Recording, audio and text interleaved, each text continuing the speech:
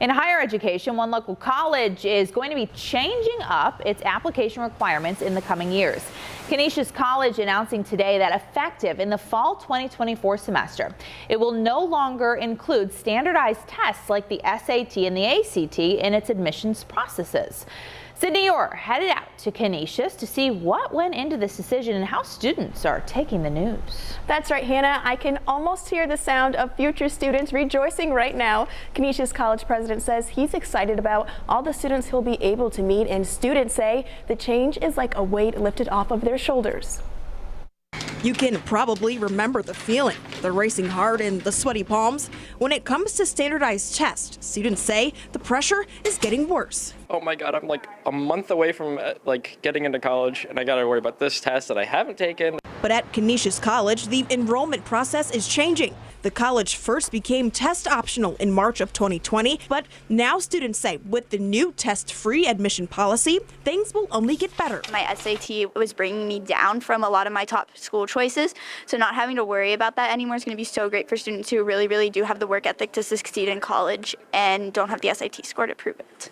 CANISIUS College President Steve Stout says from the beginning, the policy was all about the students and creating as much opportunity as possible. We know nationally what the data says, but we know internally that standardized test scores are not the most accurate predictor of a student's ability to be successful. We never really focused on them heavily, and now we just get to do away with them. The college says since becoming test optional, applications increased by 18% and the admittance pool increased by 12%, including an increase of students of color, which jumped from 37% to 44%. And Stout says standardized testing creates barriers he believes the test-free admission policy can break down. We shouldn't be proud to exclude people from the promise of higher education.